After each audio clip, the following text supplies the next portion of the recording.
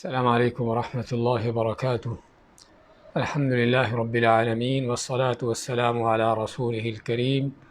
وعلی آلہ وصحبہ ومن سار علی نہجہ الی یوم الدین وسلم تسلیما کثیرا، اما بعد۔ ہم نے سابقہ درس میں آیت نمبر 275 سے لیا تھا، یا 275 آیت نمبر لی تھی، بلکہ اس آیت کو دہراتے ہیں۔ اعوذ باللہ من الشیطان الرجیم الذین یأکلون الربا لا یقومون الا کما یقوم الذی یتخبطہ الشیطان من المس۔ وہ لوگ جو سود کھاتے ہیں وہ نہیں کھڑے ہوں گے قیامت کے دن مگر اس شخص کی طرح کہ جس کو شیطان و جنوں نے چھو کر اس کو خبطی، اس کو پاگل دیوانہ بنا دیا ہو۔ ذالک بانہم قالوا، یہ اس لیے کہ انہوں نے کہا، انما البیع مثل الربا،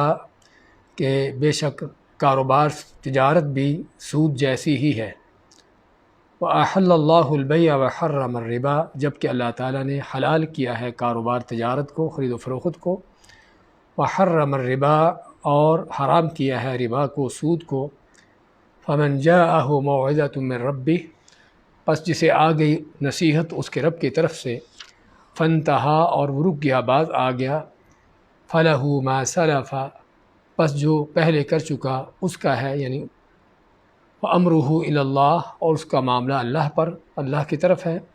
وَمَنْ عَادَ، اور جو لوٹتا پلٹتا ہے سود کی طرف،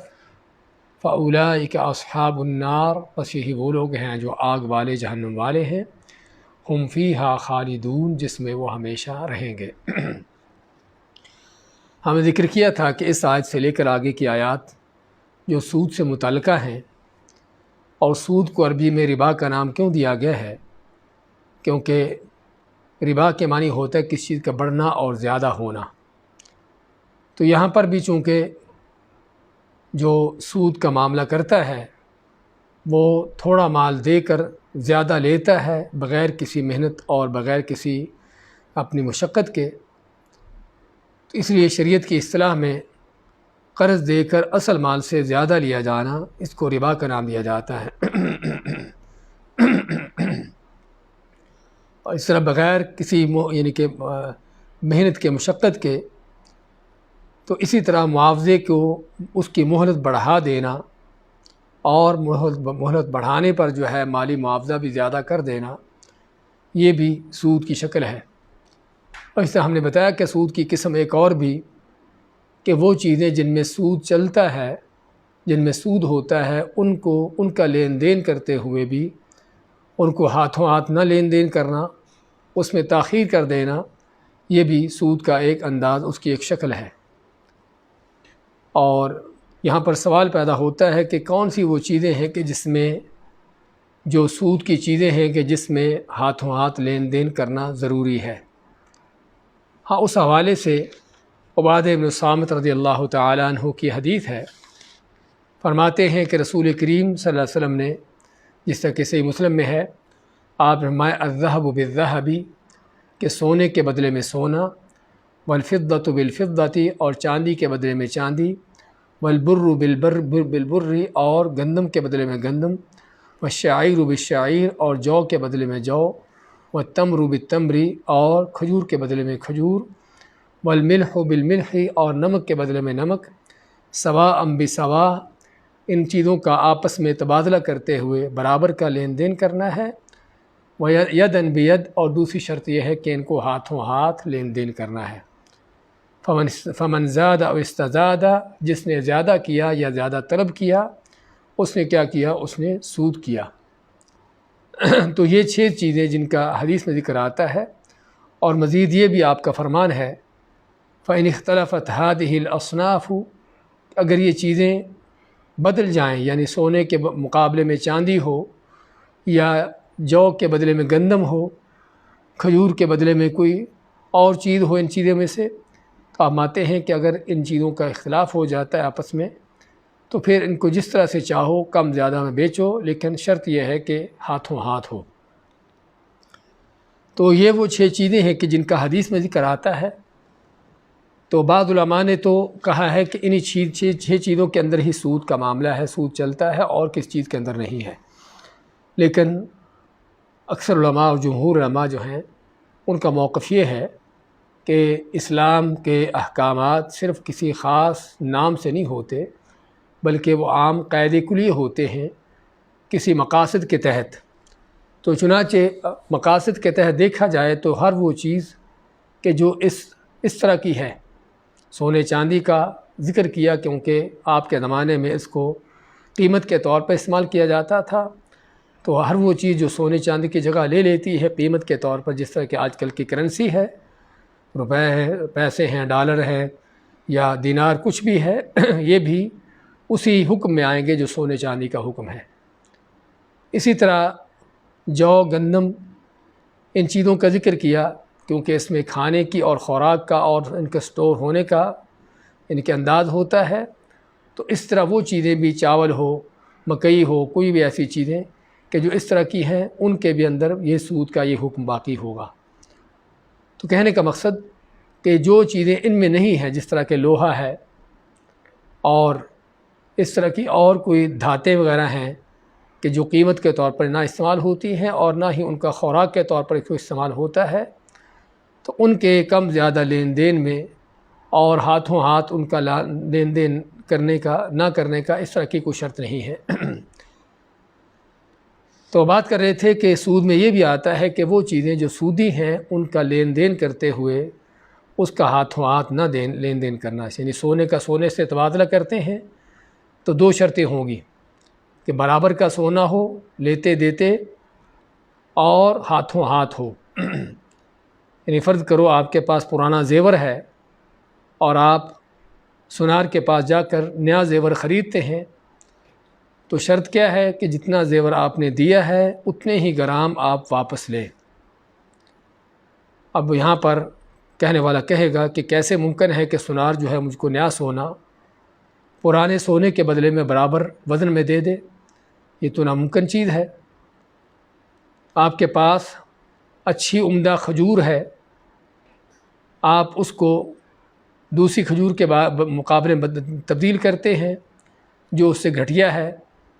تو آپ چاہیں گے کہ آپ کو زیادہ ملے کیونکہ آپ کی کھجور اچھی ہے، اور مقابلے میں کھجور جو دے رہا ہے اس کی کھجور گھٹیا ہے، اس کی قیمت کم ہے۔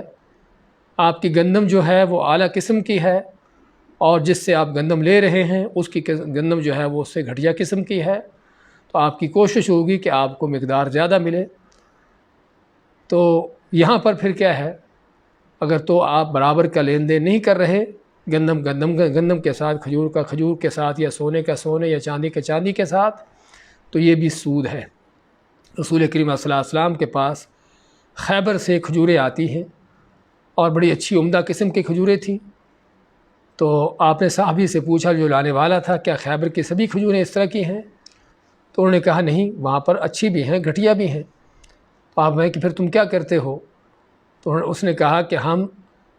اگر گھٹیا کھجور ہوتی ہے تو وہ زیادہ دے کر، یعنی 2 سا دے کر 1 سا اچھی کھجور لیتے ہیں۔ سا آپ جانتے ہیں، پہلے بھی ذکر ہوا اس کا، کہ سا ایک برتن ہوتا تھا سابقہ زمانوں میں، اگرچہ آج کل بھی کہیں بعض جگہوں پر پایا جاتا ہے، کہ جس سے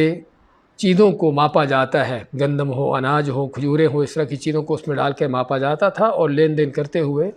اس سے لوگ لیتے دیتے تھے۔ تو صحابی کہتا ہے کہ ہم اگر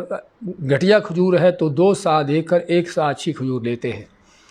آپ میں کہ عین الربا، ہاں اصل سود یہی ہے، یہی تو سود ہے۔ آپ میں کہ پھر تم کیا کرو؟ ایسا کرو کہ تم گھٹیا کھجور بیچو، اس کو بیچ کر اس کی جو قیمت آئے اس کی قیمت سے اچھی کھجور خریدو۔ ہاں، اس کا طریقہ کار پھر یہ ہوتا ہے، یا تو جو چیز لے دے رہے ہو برابر کی وزن میں ہو، اگر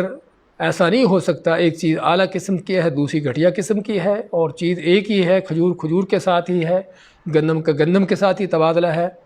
تو پھر کیا ہوگا کہ پھر جو ہے گھٹیا چیز کو بیچ کر اچھی کھجور جو ہے اس کی قیمت سے خریدو۔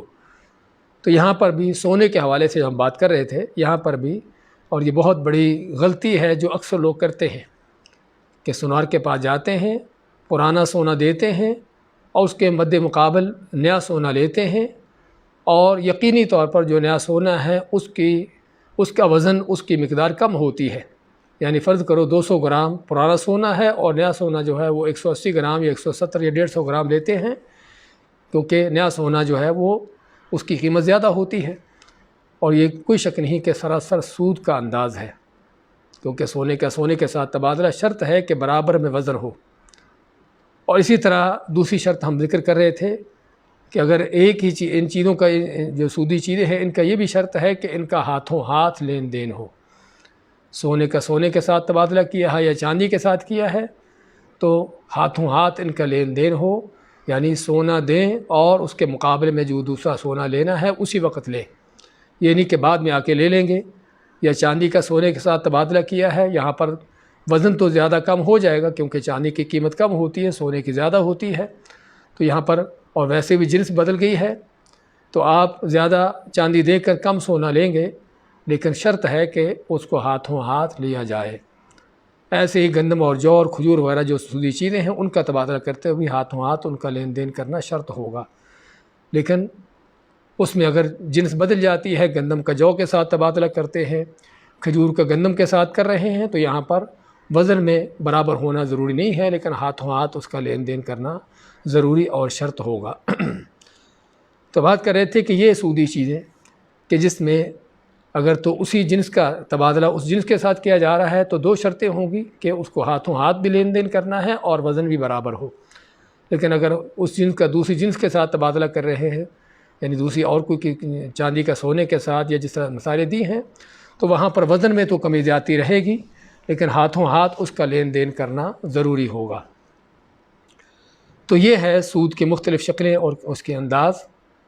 اسی طرح ہم آگے چل کر سورۃ آل عمران میں پڑھیں گے ایک اور بھی سود کی شکل کہ جو جاہلیت کا بہت بڑا سود تھا کہ کسی کو قرض دے کر اس پر طے کر دیا، جتنا دیا ہے اس سے زیادہ لینے کا، اور اس کی مدت بھی طے کر دی جاتی تھی. یعنی فرض کرو 10,000 کا 12,000 واپس لینا ہے اور 1 سال کے بعد واپس لینا ہے.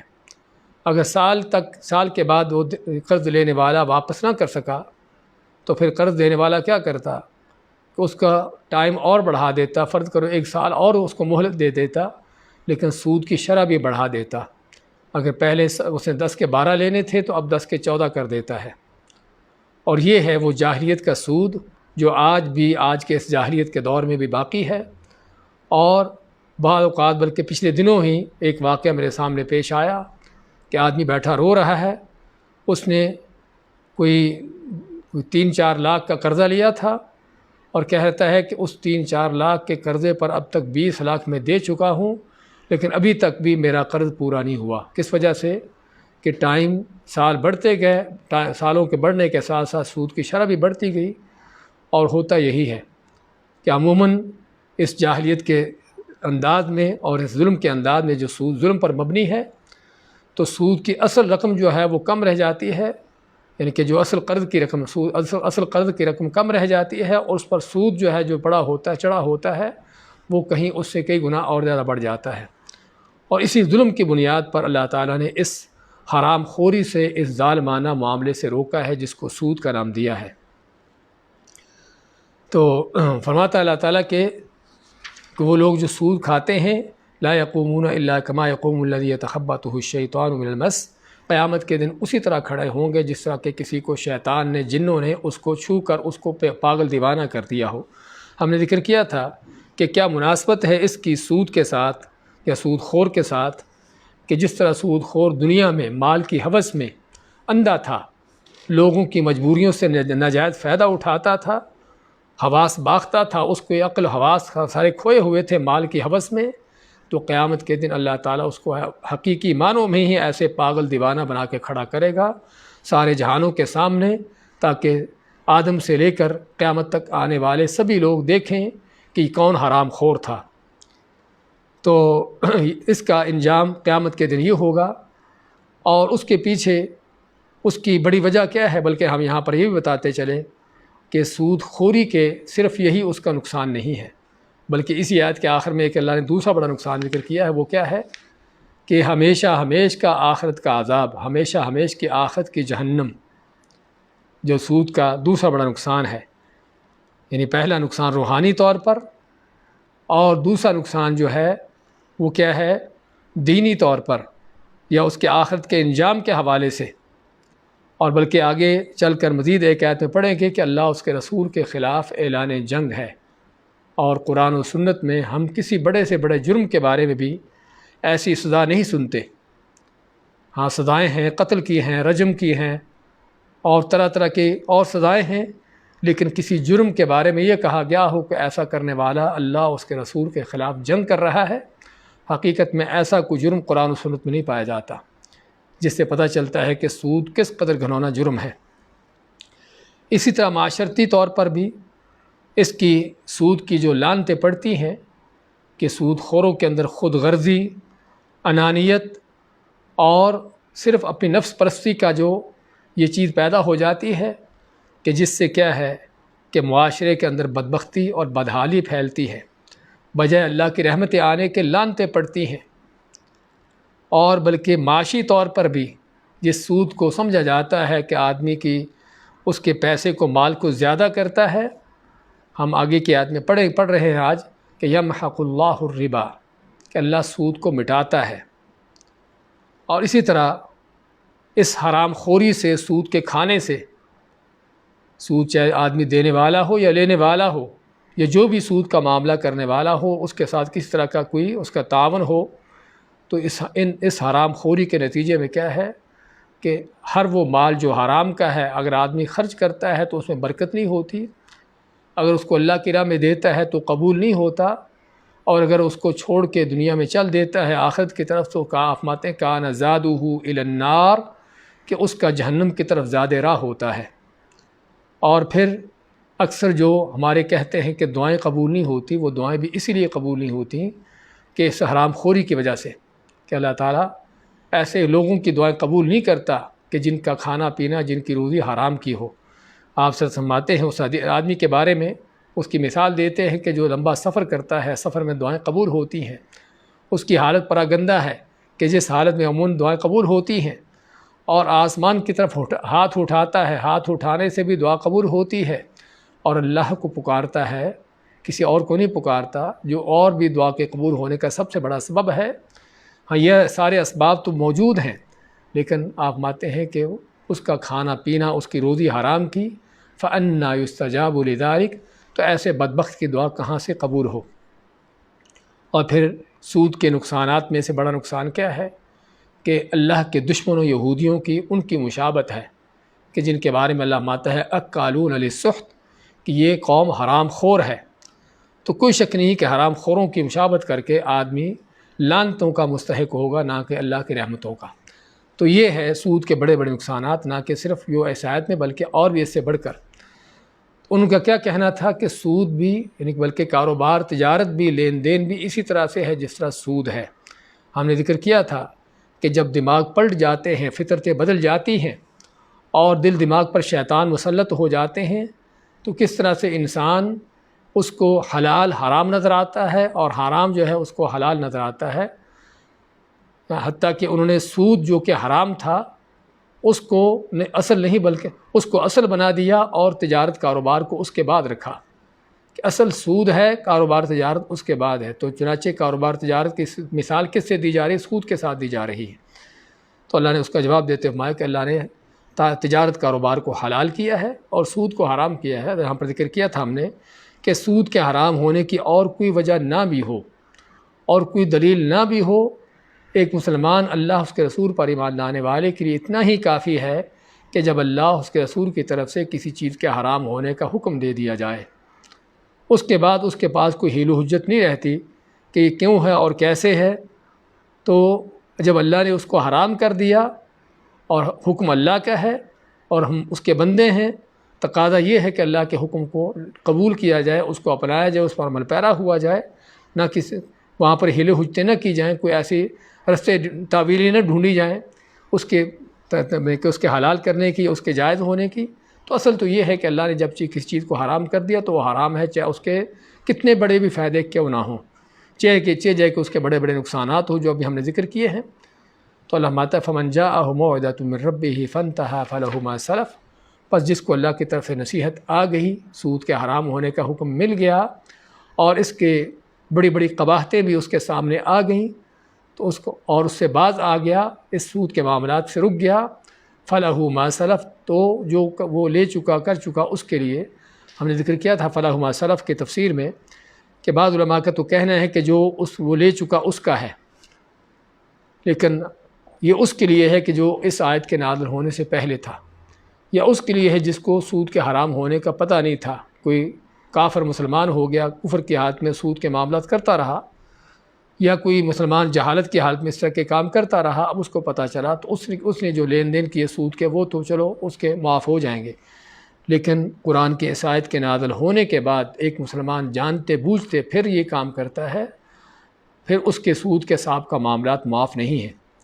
وَأَمْرُهُ إِلَى اللَّهِ، اس کا معاملہ اللہ کی طرف، کہ اگر وہ کس انداز سے توبہ طائب ہوتا ہے، سچے دل سے ہوتا ہے یا صرف کوئی جھوٹی نیت ہے اس کی، تو اللہ تعالیٰ اس کا دیکھتا ہے معاملہ۔ وَمَنْ عَادَ فَأُولَٰئِكَ أَصْحَابُ النَّارِ، اور جو سود کی طرف لوٹتے پلٹتے ہیں پھر یہ کام کرنے کی طرف آتے ہیں، اللہ مانتا ہے کہ یہی وہ لوگ ہیں جو جہنم والے ہیں، ہم فیہا خالدون، جس میں ہمیشہ رہیں گے۔ ہمیں ذکر کیا تھا اس جملے کے حوالے سے کہ اصحاب النار کا لفظ عموماً ان لوگوں کے بارے میں آتا ہے کہ جو کافر مشرک ہوں، جو ہمیشہ کے لیے جہنمی ہوں۔ تو سود کے حوالے سے بھی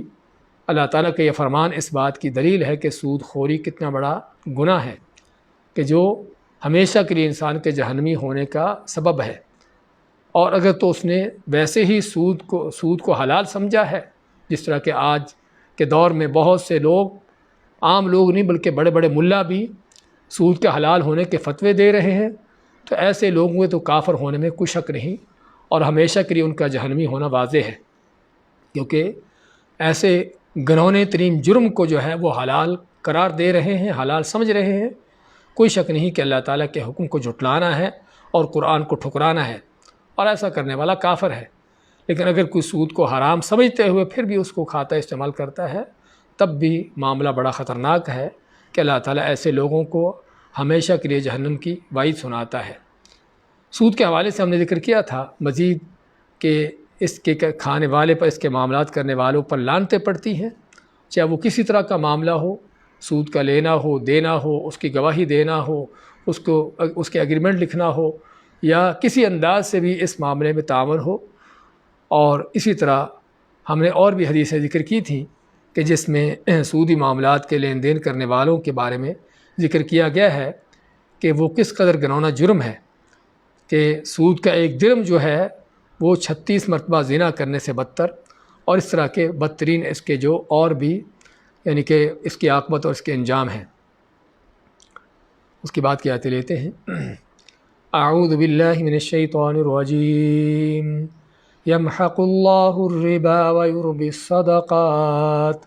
واللہ لا يحب كل كفار اثیم، ان الذین آمنوا وعملوا الصالحات واقاموا الصلاة وآتوا الزکاة لهم اجرهم عند ربهم ولا خوف عليهم ولا هم يحزنون۔ یمحق اللہ الربا، یمحق، محق یمحق، کس چیز کو مٹا دینا، اس کو ختم کر دینا۔ اللہ تعالیٰ مٹاتا ہے، ختم کرتا ہے الربا، سود کو، اس کی برکتیں ختم کر دیتا ہے۔ ویربی، اور بڑھاتا ہے۔ دیکھیے وہی ربا کا لفظ، کس چیز کا زیادہ ہونا، اس کا بڑھنا، پھلنا پھولنا۔ ویربی، اور زیادہ کرتا ہے الصدقات، کس کو؟ صدقات کو، خیرات کو۔ واللہ لا يحب، اور اللہ تعالیٰ نہیں محبت کرتا، کل کفار اثیم، ہر اس شخص سے جو بڑا ہی کفار ہو۔ کفار کا لفظ کس سے ہے؟ کافر کے سے مبالغے میں ہے۔ کافر کا معنی کیا ہوتا ہے؟ کس چیز کا انکار کرنا، کس چیز کی ناشکری کرنا، اور اسی لیے ہم اس انسان کو کافر کہتے ہیں کہ جو اللہ کا انکار کرے، اللہ کی ناشکری کرتا ہے، اس کی جو نعمتیں ہیں دی ہوئی، اس کا سبھی کو ان کو نظر انداز کر کے اللہ کو جھٹلاتا ہے، وہ کافر ہے۔ تو کفار اسی کا صیغہ مبالغہ ہے کہ بہت زیادہ کفر کرنے والا، تو اللہ تعالیٰ نہیں پسند کرتا، نہیں محبت کرتا ایسے کافروں سے، ایسے بڑے ناشکروں سے۔ اسیم کا لفظ اسم سے ہے، اور اسم کے معنی گناہ۔ تو بڑے عظیم، اور یہ بھی اسی کا مبالغہ ہے کہ جو بہت زیادہ گناہ گار ہے، تو اللہ تعالیٰ نہیں محبت کرتا بہت زیادہ ناشکروں سے اور بہت زیادہ گناہ گاروں سے۔ ان الذین آمنوا، بے شک وہ لوگ جو ایمان لائے، وعملوا الصالحات، اور ان عمل کیے نیک، واقاموا الصلاۃ، اور نماز قائم کی، وآتوا الزکوٰۃ، اور زکوٰۃ دی، لہم اجرہم، ان کے لیے ان کا اجر ہے، عند ربہم، ان کے رب کے پاس، ولا خوف علیہم، اور نہیں ہے ان کے اوپر کوئی ڈر خوف، ولا ہم یحزنون، اور نہ ہی وہ غم کھائیں گے۔ آیت نمبر 276 اور 277 کی تلاوت اور ترجمہ پیش کیا گیا ہے۔ فرماتا اللہ تعالیٰ یمحق اللہ الربا، یمحق کا معنی کسی چیز کو مٹانا، ختم کرنا، اس کے اندر خیر و برکت جو ہے اس کو ختم کر دینا۔ تو اللہ تعالیٰ ماتا ہے کہ سود کا معاملہ کیا ہے، جس طرح ہم نے سود کے نقصانات کا ذکر کیا ہے کہ سود جو ہے اس میں معاشی نقصان بھی ہے، کہ آدمی سمجھتا ہے کہ اس کو 10 کے 12 مل کر اس کا مال بڑھ رہا ہے۔ ہاں، وہ دیکھنے کو بڑھتا ہے، تعداد میں زیادہ ہوتا ہے، لیکن بات صرف تعداد میں زیادہ ہونے کی نہیں، بات یہ ہے کہ اس مال کا فائدہ کتنا ہے۔ اور کسی بھی مال کے یا کسی بھی چیز کا فائدہ جو ہے وہ صرف اس کی ظاہری کیفیت سے نہیں ہوتا، ظاہری شکل و صورت سے نہیں ہوتا۔ کسی بھی چیز کا سب سے بڑا فائدہ جو ہے اس خیر و برکت سے ہوتا ہے جو اللہ اس کے اندر رکھتا ہے، چاہے وہ مال ہو، چاہے وہ علم ہو، چاہے وہ وقت ہو، چاہے وہ طاقت قوت ہو، کچھ بھی کیوں نہ ہو، تو اس کسی بھی چیز کا اصل جو فائدہ ہے اس کے اندر جو خیر و برکت ہے اس میں ہے۔ اور اگر اس کے اندر خیر و برکت نہ ہو تو وہ چاہے تعداد میں دیکھنے میں کتنی بڑی کتنی زیادہ کیوں نہ ہو، اس میں وہ خیر و برکت نہیں ہوتی، اس کا کوئی فائدہ نہیں ہوتا۔ اور اللہ نے ہمیشہ حلال میں برکت رکھی ہے، چاہے وہ دیکھنے میں تھوڑا نظر آتا ہو، اور حرام میں اللہ نے بے برکتی رکھی ہے، نحوست رکھی ہے۔ ہر چیز کے اندر ہم دیکھیں گے، حتیٰ کہ جانوروں کے لحاظ سے دیکھیے کہ بکری بچہ پیدا کرتی ہے تو کتنے بچے دیتی ہے، عام طور پر ایک ہوتا ہے، کبھی 2 بھی دے دیتی ہے، اور بہت شاد و نادر حالت میں ایک وقت میں بکری 3 بچے بھی دے دیتی ہے۔ تو عموماً لیکن ایک ہی بچہ دیتی ہے بکری ایک وقت میں، اور اس کے مقابلے میں کتیا جب بچے دیتی ہے تو 12 بچے ہوتے ہیں اس کے۔ لیکن آپ حقیقت میں دیکھیے کہ بکریوں کے جو حلال ہیں ان کے بڑے بڑے ریوڑ آپ کو نظر آئیں گے، سینکڑوں کے، ہزاروں کے، اور کتے کہ جو کتیا 12 بچے دیتی ہے ایک وقت میں، وہ آپ کو کم شاد و نادر ہی نظر آتے ہیں۔ ہاں، وجہ کیا ہے کہ بکری حلال کی ہے، کتا حرام کا ہے، نجس ہے، ناپاک ہے، یہ پاک اور بکری حلال اور پاک جانور ہے۔ ہاں، فرق یہ ہے، تو یہ ہے فرق ہر چیز کے اندر حلال و حرام کا، کہ اگر چیز حلال کی ہے، چاہے وہ مال ہو، چاہے وہ وقت ہو، چاہے وہ خود انسان کے اپنے معاملات ہوں، حلال پر مبنی ہیں، حلال کے ساتھ ہیں، جائز ہیں، طیب ہیں، اللہ ان کے اندر خیر و برکت پیدا کرتا ہے۔ آدمی اپنے اوپر خرچ کرتا ہے، تھوڑا بھی خرچ کرنے سے اس کی ضروریات پوری ہو جاتی ہے۔ انکم تھوڑی ہوگی، مال تھوڑا ہوگا، لیکن اس تھوڑے مال سے اس کے سارے کام پورے ہو جائیں گے، اور خیر و برکت ہوگی۔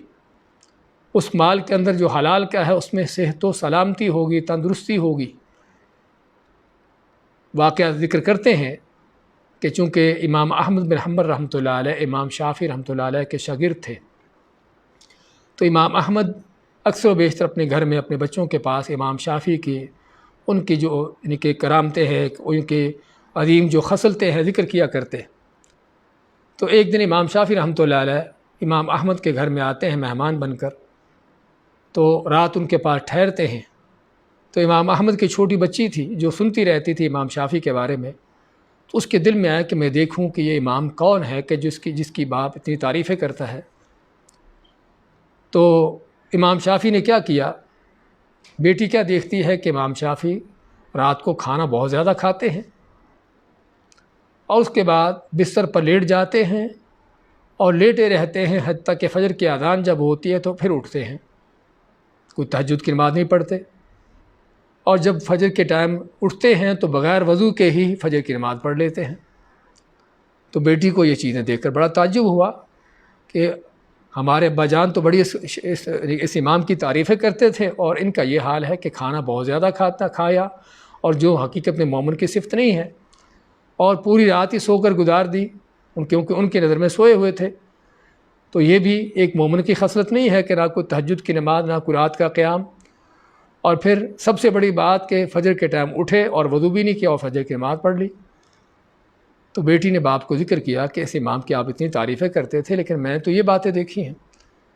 تو امام شافعی سے پوچھتے ہیں کہ بیٹی کا یہ سوال ہے، تو امام شافعی فرماتے ہیں کہ جہاں تک کھانے کی بات ہے تو میں نے سنا ہے کہ حلال کے کھانے میں برکت بھی ہوتی ہے اور حلال کا کھانا شفا بھی ہوتا ہے، اور مجھے اس سے یعنی کہ پورا یقین ہے کہ امام احمد کے گھر سے بڑھ کر کسی کا کھانا حلال کا نہیں ہوگا، تو اس لیے میں زیادہ کھانا کھایا تاکہ مجھے شفا حاصل ہو۔ اور رات کو جو بیٹی نے دیکھا کہ میں پوری رات سویا رہا ہوں، کہتے میں سویا نہیں تھا، لیٹتے ساتھ ہی میرے ذہن میں ایک ایسا مسئلہ آیا کہ پوری رات اس مسئلے پر سوچ و بچار کرتے ہوئے میری رات گزر گئی اور مجھے نیند نہ آئی اور پوری رات میں نہ سویا، حتیٰ کہ فجر کی اذان ہو گئی اور میں ابھی تک وضو کے ساتھ تھا، وضو میرا ٹوٹا نہیں تھا۔ تو چنانچہ نہ نیند آئی نہ وضو ٹوٹا، تو اب جو ہے فجر کی جب اذان ہوئی تو فجر کی نماز کے لیے وضو کی ضرورت نہیں تھی کیونکہ وضو پہلے سے باقی ہے۔ تو اس میں بات جو ہم کر رہے تھے کہ حلال کا کھانا، انہوں نے کیا فرمایا کہ حلال کا کھانا جو ہے وہ شفا ہے، اور اس کا معنی کیا ہوا کہ حرام کا کھانا پھر کیا ہے؟ ہاں، حرام کا کھانا وہ بیماری ہے، مرض ہے، جہاں پر اس کے اندر یعنی کہ ویسے بھی تعداد کے مقدار کے لحاظ سے بھی نحوستے ہیں کہ دیکھنے کو تو بڑا نظر آتا ہے لیکن اس کے اندر کوئی خیر و برکت نہیں ہوتی، نحوست پڑی ہوتی ہے اس پر، تو مقدار میں بھی دیکھنے کو نظر آنے کے باوجود، زیادہ آنے کے باوجود بھی وہ کم ہوتا ہے۔ اور یہ بات میری نہیں، رسول کریم صلی اللہ علیہ وسلم کا فرمان ہے کہ سود خواہ کتنا ہی بڑھ جائے انجام اس کا ہمیشہ قلت میں ہوتا ہے، جس طرح کہ مسند احمد کی صحیح حدیث ہے۔ اور اسی طرح سود جو ہے بظاہر کتنا بھی زیادہ ہو، اس کے اندر اس کے اوپر نحوستیں پڑی ہوتی ہیں، اس پر اللہ کی لعنتیں پڑی ہوتی ہیں، اس لیے اس کا نہ دنیا کے اندر کوئی فائدہ ہے نہ آخرت میں فائدہ ہے۔ آدمی خرچ کرتا ہے سود کے مال کو، اس کے اندر نحوست ہوتی ہے، زیادہ خرچ کرنے سے کام پھر بھی نہیں ہوتے، بلکہ اکثر و بیشتر دیکھنے میں یہ آتا ہے کہ حرام خور، چاہے وہ سود کھانے والے ہوں، رشوت خور ہوں، کوئی جوئے کے معاملات کرنے والے اور کوئی دھوکے فراڈ کر کے کمانے والے، ان کی حرام کی کمائی اسی حرام کے کاموں پر جاتی ہے۔ یا تو کوئی کیس مقدمے چلتے ہوتے ہیں، کورٹ و عدالتوں میں ان کے سارے چکر، وہاں پر مال ان کے جاتے ہیں، یا پھر ہاسپٹلوں اور بیماریوں پر ان کے مال لگتے ہیں، اور یا پھر اگر کوئی اور بھی دنیا کے کاموں کے اندر بھی دیکھا جائے تو حرام خوری کے اندر ہی اور حرام کے رستوں پر ہی وہ مال جاتا ہے جو حرام سے آتا ہے۔ تو اس لیے فرماتا ہے اللہ تعالیٰ یمحق اللہ الربا، اللہ تعالیٰ مٹاتا ہے سود کو۔ آدمی اپنے اوپر خرچ کرتا ہے تو کوئی خیر و برکت نہیں، بجائے اس سے خیر ملنے کے اور اللہ کی طرف سے نحوستیں لعنتیں پڑتی ہیں، بیماریاں مسلط ہوتی ہیں، اور طرح طرح کی پریشانیاں، غم آتے ہیں، طرح طرح کے انسان الجھاؤ میں یعنی کہ مصیبتوں میں پڑتا ہے، اور صدقہ خیرات کرتا ہے تو اللہ تعالیٰ حرام کے مال کو قبول نہیں کرتا۔ اور اگر جس طرح بتایا پہلے حدیث میں کہ آدمی چھوڑ کے چل جاتا ہے، دنیا سے چلا جاتا ہے، کان زادہ الی النار، اس کا جہنم کی طرف زاد راہ ہوتا ہے۔ اور جن اولادوں کو حرام کے مال سے پالا ہوتا ہے، ان کی پرورش کی ہوتی ہے، وہ اولادیں بھی پھر اسی طرح کی حرام زادی ہوتی ہیں، ان سے بھی کوئی خیر کی امید نہیں ہوتی، اور سب سے بڑی ان کے حرام زدگی ماں باپ پر نکلتی ہے، اس حرام خور یا حرام کھلانے والے باپ پر نکلتی ہے۔ تو کہنے کا مقصد یہ ہے، حرام کا انجام چاہے وہ سود کے انداز سے ہو یا کسی بھی انداز سے ہو، اور اس حرام کے مقابلے میں کیا ہے، وَيُرْبِ الصَّدَقَاتِ، ہاں اللہ کی راہ میں اللہ کے لیے خالص ہو کر اور اچھی نیتوں سے جو خرچ کیے صدقات ہوتے ہیں، وہ کیا ہے، اللہ تعالیٰ ان کو بڑھاتا ہے۔ کھجور کے برابر کیا ہوا صدقہ اللہ اس کو دائیں ہاتھ سے قبول کرتا ہے، اور اس کو اس طرح سے پالتا بڑھاتا ہے جس طرح انسان گھوڑے کے بچے کی پرورش کرتا ہے، حتیٰ کہ قیامت کے دن کھجور کے برابر کیا ہوا صدقہ جو ہے وہ پہاڑ کی طرح ہو چکا ہوگا۔ اگر انسان اپنے اوپر خرچ کرتا ہے تو جس طرح ہم بات کر رہے تھے کہ تھوڑا مال بھی اس کی بہت سے اس کی ضروریات اس کی پوری ہو جاتی ہیں، اس میں خیر و برکت ہوتی ہے، اس میں اس کے لیے شفا اور رحمت ہوتی ہے اللہ کی طرف سے۔ اور بھی بچوں پر بھی خرچ کرتا ہے حلال کی چیز، تو ان کے اندر بھی اس کا اثر دیکھتا ہے، تقوی کا، نیکی کا، اطاعت کا اور ان چیزوں کا، اور اللہ کی راہ میں دیتا ہے تو اللہ تعالیٰ اس کو قبول کرتا ہے، اور اگر دنیا سے چلا بھی جاتا ہے چھوڑ کر، تب بھی اس کے لیے وہ خیر و برکت کا ذریعہ ہوتا ہے۔ اگر تو اس نے صدقہ خیرات کی شکل میں دیا تھا تو اس کے لیے صدقہ جاریہ ہے، اور اگر اولادوں کے لیے بھی حلال کا مال چھوڑ کر گیا ہے تب بھی حلال کا وہ مال اس کے لیے یعنی کہ خیر کا ذریعہ ہے۔ تو یہ فرمایا کہ وَيُرْبِي الصَّدَقَاتِ، صدقات کو بڑھاتا ہے، دنیا کے اندر بھی بڑھاتا ہے کہ تھوڑا یعنی کہ جو بھی انسان نے دیا ہوتا ہے اللہ تعالیٰ اس کے نمر بدل دیتا ہے، اس سے بڑھ چڑھ کر دیتا ہے، اور قیامت کے دن بھی اس کا 700 گنا، 70 گنا 700 اور اس سے کہیں زیادہ بڑھ کر بھی اللہ تعالیٰ اس کو بڑھاتا ہے۔ وَاللَّهُ لَا يُحِبُّ كُلَّ كَفَّارٍ أَثِيمٍ، اللہ تعالیٰ نہیں محبت کرتا ہر بڑے ناشکرے سے، بہت کفر کرنے والے بڑے گناہ گار سے۔ تو اس میں مزید بھی سود کی قباحت کا بیان کہ سود خور کون ہے؟ ناشکرا ہے، کفر کرنے والا ہے، اللہ کی نعمتوں کو ٹھکرانے والا، جھٹلانے والا ہے، اللہ تعالیٰ کی دی ہوئی چیز پر اس کو قناعت نہیں ہے، اور قناعت نہ ہونے کی وجہ سے ہی حلال کے راستے چھوڑ کر حرام کے راستے اختیار کرتا ہے۔ ورنہ اگر اس کو یقین ہوتا اللہ کی تقدیر پر کہ جب ماں کے پیٹ میں ہی تھا اسی وقت اس کی روزی لکھ دی گئی ہے اور وہ روزی اس کو مل کے رہے گی، بلکہ بعض روایتوں میں آتا ہے کہ روزی انسان کو اسی طرح ڈھونڈتی ہے جس طرح موت اس کے پیچھے پیچھے اس کے ڈھونڈتی رہتی ہے۔ اور آپ صلی اللہ علیہ وسلم کا فرمان ایسے ہی حدیث میں کہ کسی انسان کو اس وقت تک موت نہ آئے گی کہ جب تک اس کی لکھی ہوئی زندگی کے لمحات اور اس کی لکھی ہوئی روزی، اس کا لقمہ، ہر چیز وہ پا نہ لے گا، مکمل نہ کر لے گا، اس سے پہلے اس کی موت نہ آئے گی۔ تو جس کو اس بات پر یقین ہے اور یہ اس بات پر یقین ہے کہ رازق اللہ ہے، وہ دے گا، اس کو حلال کے راستے چھوڑ کر حرام کے رستوں کو اختیار کرنے کی ضرورت نہیں ہوتی۔ حرام کے راستے وہی ڈھونڈتا ہے، وہی تلاش کرتا ہے کہ جو اللہ کی نعمتوں کی ناشکری کرنے والا، اللہ سے کفر کرنے والا، تقدیر پر ایمان نہ رکھنے والا، اللہ کے وعدوں کو جھٹلانے والا، جو اللہ نے روزی کا وعدہ رکھا ہے وہی ہے جو حرام کے راستے ڈھونڈتا ہے، حالانکہ اللہ نے اس کو حلال کی روزی دینا ہوتی ہے، اور اثیم اور پھر یہ کام کر کے گناہ کے بھی ارتکاب کرتا ہے۔ تو اللہ فرماتا ہے کہ اللہ تعالیٰ ایسے ناشکروں، کافروں اور ایسے مجرموں، گنہگاروں سے محبت نہیں کرتا، اور اللہ کی محبت نہ کرنا کوئی معمولی سی چیز نہیں ہے، معمولی سا جرم نہیں ہے، معمولی سی کوئی عقاب اور سزا نہیں ہے، بلکہ اس سے بڑھ کر شاید کائنات میں اور کوئی عقاب اور سزا نہ ہو کہ اللہ تعالیٰ کسی بندے سے بغض رکھے، کسی سے اللہ تعالیٰ دشمنی رکھے، کسی سے نفرت کرے، اس سے محبت نہ کرے۔ تو سود کی سب سے بڑی ایک قباحت، اس کا اس بدترین انجام یہ بھی ہے کہ اللہ کا بغض، اللہ کی دشمنی حاصل ہوتی ہے، نہ کہ محبتیں ملتی ہیں۔ اس سود خوری کے مقابلے میں اور سود کے معاملات کرنے والوں کے مد مقابل اللہ تعالیٰ نیکوں کا ذکر کرتا ہے۔ ان الذین آمنوا وعملوا الصالحات، بے شک وہ لوگ جو ایمان لائے اور انہوں نے نیک عمل کیے۔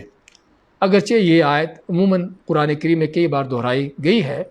لیکن یہاں پر سود کے حوالے سے یا سود کے معاملات کا بیان کرتے ہوئے اس کے آنے کی مناسبت کیا ہے؟ اس کی مناسبت یہ ہے کہ اللہ تعالیٰ بتانا چاہتا ہے کہ سچے مومن کون ہوتے ہیں، کہ جو اللہ کے وعدوں پر بھی یقین رکھتے ہیں، اللہ کی تقدیر پر بھی ان کا مکمل ایمان ہوتا ہے، اور اللہ کی دی ہوئی تقسیم کی ہوئی روزی پر بھی ان کی مکمل طور پر قناعت ہوتی ہے۔ یہ ہے جو حقیقی ایمان ہے۔ وعاملوا الصالحات، بجائے سود خوری کے، حرام خوری کے اور حرام کھا کر ظلم زیادتیاں کرنے کے، بدماشی کرنے کے، کیا کرتے ہیں؟ وہ عاملوا الصالحات، نیک عمل کرتے ہیں۔ عمل کرتے ہیں نیک، صالحات، اور ہم پہلے بھی ذکر کر چکے ہیں نیک عمل کون سا ہوتا ہے کہ جو اللہ کے لیے خالص ہو اور اللہ کے اس کے رسول کے طریقے کے مطابق ہو۔ وَأَقَامُوا الصَّلَاةَ وَآتَوُا الزَّكَاةَ، اور پھر بجائے کہ کوئی گناہ کرنے کے، برائیاں کرنے کے، بدماشیاں کرنے کے، بلکہ اللہ کی عبادت کرتے ہیں۔ سچا ایمان بھی ہے، عمل صالح بھی ہے، اور عمل صالح میں اللہ نے دو عملوں کی خاص طور پر مثال دی، وہ نماز کا قائم کرنا، اس کی پابندی کرنا، وآتوا الزکاۃ، اور زکوٰۃ کی ادائیگی کرنا۔ نماز جو کہ بدنی عبادت ہے اور زکوٰۃ جو مالی عبادت ہے۔ تو کہنے کا مقصد کہ ہر طرح کی اللہ تعالیٰ کی عبادات، چاہے جسمانی ہوں یا مالی ہوں یا دونوں طرح کی ہوں، ہر طرح کے اللہ کی عبادات کرنے کے لیے تیار ہوتے ہیں اور کرتے ہیں۔ تو اللہ فرماتا ہے کہ یہ وہ لوگ ہیں لہم اجرہم عند ربہم، کہ جن کا اجر و ثواب ہے ان کے رب کے پاس، بجائے سود کھا کر حرام خوری کر کے، اللہ کی نافرمانیاں کر کے، اللہ کی نعمتوں کو ٹھکرا کر جھٹلا کر گناہ گار مجرم بننے کے بجائے ان اللہ تعالیٰ کے نیک بندوں کا یہ حال ہوتا ہے۔ مسلمان کون ہوتا ہے؟ اللہ نے سود کا بیان کرنے کے ساتھ ساتھ مسلمان کی تعریف بیان کر دی کہ مسلمان کون ہوتا ہے، کیونکہ اور یہ بیان کرنے کا مقصد کیا ہے؟ اس کی وجہ یہ ہے کہ بہت سے وہ بھی لوگ سود کے کاروبار کرتے ہیں اور کریں گے، اللہ کو پہلے سے پتہ تھا کہ جو مسلمان کہلائیں گے، اسلام کے دعوے کریں گے، لیکن اللہ فرماتا ہے کہ اسلام اور مسلمان کون ہوتا ہے، مسلمان کون ہوتا ہے، اس کی کیا صفت ہے، وہ یہ ہے، اور ان کے لیے پھر ان کا اجر کیا ہے، ان کا انجام کیا ہے، لہم اجرہم عند ربہم، ہاں یہ وہ لوگ ہیں جن کا اجر و ثواب ان کے رب کے پاس ہے، جس طرح پہلے بھی ذکر کرائے ہیں کہ ان کا ہر نیکی اللہ کے ہاں محفوظ ہے، اللہ کے ریکارڈ میں لکھی جا چکی ہے، ضائع نہیں ہو رہی، اور اللہ تعالیٰ اس نیکی کا اجر بھی جب دے گا تو بہت بڑا اجر دے گا۔ ولا خوف علیہم ولا هم یحزنون، حلال کے رستوں پر چلے ہیں، اللہ کی نعمتوں کی شکر گزاری کی ہے، اللہ کے دیے ہوئے پر قناعت کی ہے، اللہ کی تقدیر پر ایمان ہے، اور نیکی اطاعت کا رستہ اختیار کیا ہے، عبادات پر چلے ہیں، تو پھر آگے انجام کیا ہے؟ ان کے لیے آگے کوئی کسی طرح کا خطرہ کھٹکا خوف نہیں ہوگا، نہ دنیا کے اندر اللہ کے وعدوں پر یقین ہے، اللہ کی دی ہوئی روزی پر قناعت ہے، اور اللہ کی تقسیم جو ہے اس پر ایمان ہے کہ اللہ دے گا، تو آئندہ کے لیے بھی دنیا کے ان کو خطرے خوف نہیں ہوتے۔ بھئی یہ مال اللہ کی راہ میں دے دیا تو آئندہ کہاں سے کھائیں گے، اب یہ خرچ ہو گیا تو آگے کہاں سے ملے گا؟ نہ دنیا کے اندر کوئی کھٹکے خطرے اور نہ کوئی مرتے ہوئے، دنیا سے جاتے ہوئے، کیونکہ نیک عمل لے کے جا رہے ہیں، توحید و ایمان کے ساتھ جا رہے ہیں، آگے بھی اللہ کے فرشتے ان کے استقبال کے لیے آئے ہوئے ہیں، اللہ کی طرف سے ان کو بشارتیں سناتے ہیں، اور قبر بھی ان کے لیے جنت کا باغیچہ بن رہی ہے، بلکہ ان کی روحوں کو جنتوں کے اندر چھوڑا جاتا ہے، اور قیامت کے دن بھی کس طرح کا کوئی خطرہ کھٹکا نہ ہوگا۔ تو ولا خوف علیہم، جن کے اوپر کوئی ڈر خوف نہیں ہے، ولا هم یحزنون، اور نہ ہی گزرے ہوئے وقت کے اوپر کوئی ان کو افسوس حسرت ہوگا۔ سود خوروں کی طرح کہ حرام، حقیقت میں حرام خوری، ظلم و زیادتی، یہ اس کا انجام دنیا کے اندر بھی بدتر، چاہے آدمی ظاہراً کتنا بڑا بدماش بن کر اپنے آپ کو بڑا بنائے بیٹھا ہو، لیکن اس کے دل کے اندر طرح طرح کے جو کھٹکے خطرے ہوتے ہیں وہی جانتا ہے، جو اس پر لعنتیں پڑی ہوتی ہیں وہ اس کی حقیقت کو ہی پہچانتا ہے۔ ہم لوگوں کے سامنے تو بڑا ٹھاٹ باٹ میں ہوتا ہے، لیکن اس کے دل میں کیا نحوستیں پڑی ہوتی ہیں، کیا لعنتیں برسی ہوتی ہیں، اور کن تنگیوں پریشانیوں میں ہوتا ہے، جس کے متعلق اللہ فرماتا ہے ان کے لیے کیا ہے، معیشتاً ضنکا، اللہ فرماتا ہے کہ ان کی روزی کی معیشت کو ہم تنگ کر دیتے ہیں، طرح طرح کی پریشانیوں ان کے اوپر مسلط ہو جاتی ہیں۔ تو دنیا کے اندر بھی ان کا یہ حال، اور مرتے ہوئے پتہ ہے کہ کیا ہم جرم کر کے جا رہے ہیں، اللہ کے ساتھ جنگ کرتے ہوئے دنیا سے جا رہے ہیں، تو آگے انجام کیا ہوگا، اور قیامت کے دن بھی قبر کے اندر بھی کیا ان کا حال، اور قیامت کے دن بھی کس جہنم کی طرف ان کا۔ تو فرماتے اللہ تعالیٰ کہ ان نیک لوگوں کے لیے ولا هم یحزنون، نہ گزرے ہوئے وقت پر ان کو کوئی افسوس حسرت ہوگا کہ ہم کاش یہ کر لیتے وہ کر لیتے، نیکی کر کے گئے ہیں تو گزرے وقت پر بھی کوئی افسوس نہیں، اور آئندہ وقت میں آنے والے پر بھی کوئی خطرہ کھٹکا نہیں۔ ہاں یہ ہے جو حقیقی ایمان ہے۔ اور ہم جس طرح ذکر کیا کہ سود کی آیات کے اندر اس آیت کا ذکر آنے کا مقصد ہی ایک اسلام اور مومن کو، مسلمان کو اس کے دین کی پہچان کروانا ہے،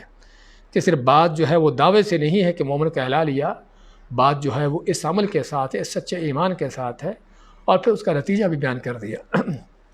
دوبارہ دیکھیے آج کی آیتیں، بلکہ اس سے پہلے ہمارے سوالات ہیں ان کے جوابات دیتے ہیں۔ کہتے ہیں کہ پاکستان کے علماء سو کہتے ہیں کہ بانڈ، بیمہ پالیسی اور ربا یعنی سود حلال ہے، گھر کے بڑے بھی اس کو صحیح کہتے ہیں، گمراہ کرتے ہیں، تو اس کا کیا حل ہے؟ اس کا حل اللہ کے نبی صلی اللہ علیہ وسلم نے پہلے سے بتا دیا تھا کہ میری امت کو اصل گمراہ کرنے والے، آپ ماتے کہ مجھے سب سے بڑا خطرہ اپنی امت پر کیا ہے، علماء سو کا ہے، برے علماء کا ہے۔ اور امام عبداللہ بن مبارک رحمۃ اللہ علیہ فرماتے ہیں کہ اصل دین کو برباد کرنے والے اگر گمراہ کن قسم کے سیاسی لیڈر ہیں، یا کوئی روحانی گمراہ کن قسم کے پیشوا پیر ہیں، تو ان کے ساتھ تیسرے بڑے کون ہیں؟ وہ گمراہ کن قسم کے علماء سو ہیں۔ تو یہ ہر زمانے میں رہے ہیں، آج صرف نہیں ہے۔ تو اس لیے ہمیں ضرورت ہے علماء حق کو پہچاننے کی، تاکہ علماء سو کو جان سکے وہ کون ہیں، اور اسی وقت پہچان سکے کہ جب ہمارے پاس قرآن و سنت کی تعلیم ہوگی تو اس کا اصل حل یہ ہے کہ ہم قرآن و سنت کی تعلیمات حاصل کریں، تاکہ ہمیں ان گمراہ کن ملاؤں کی پہچان ہو کہ جو لوگوں کو حرام کے فتوے دے کر ان کو جہنم کے راستے پر چلاتے ہیں۔ اور اس طرح بڑوں کی، ہاں یہ بڑے بھی وہ ہیں کہ جن کا حقیقت میں ہر دور میں لوگ جو ہیں ان کی بات مانتے آئے ہیں کہ ہم اپنے بڑوں کے پیچھے چلتے ہیں، تو اللہ نے بڑوں کے پیچھے نہیں بلکہ اللہ نے اپنی قرآن اور اپنے نبی صلی اللہ علیہ وسلم کی سنت کے پیچھے چلنے کا حکم دیا ہے۔ دوسرا سوال یہ ہے کہ بینک میں کام کرنے والے کی کمائی حرام ہے، اس کو پتہ ہے لیکن وہ مانتے نہیں۔ ہاں وہ مانتے نہیں، ان کو بتانا چاہیے، بعض نصیحت کرنا چاہیے جو ہمارا فرض ہے،